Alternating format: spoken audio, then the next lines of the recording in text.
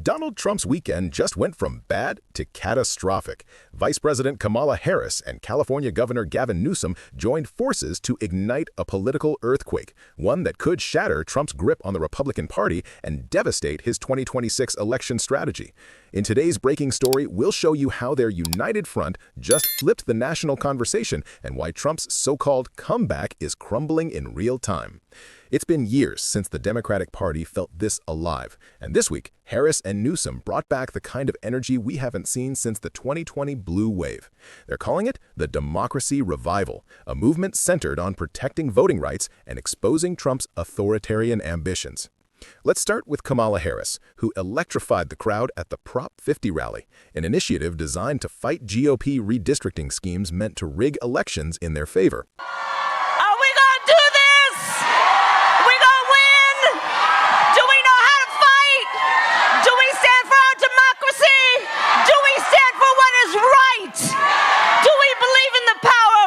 All right then. All right then.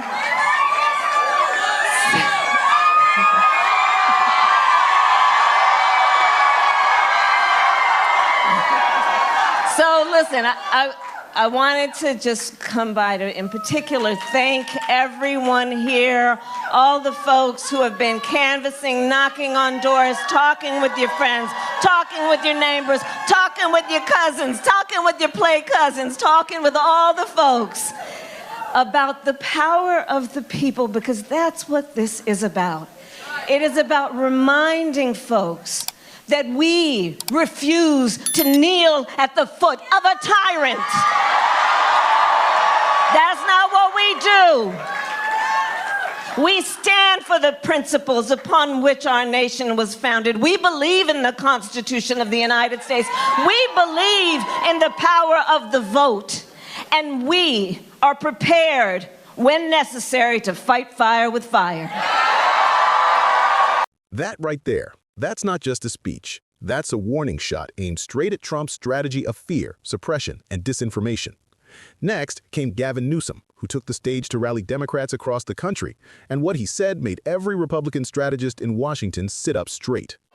So here we are. Here we are, days away from this historic election, days away from sending a message. And a year from now, what this is all about is Democrats getting back on our toes, not our heels, getting our mojo back. I mean, I don't know what happened to us last few months. You know, everybody all, hand wringing and all this. But we're back. The biggest story, you know it. You all know this. Standing tall and firm for health care. Standing tall to our diverse communities, standing tall for the Founding Fathers. That's what this election is all about. So I just want to thank you. That's what leadership sounds like. Not grievance, not chaos, not cultism. And the message landed. But then came the bombshell.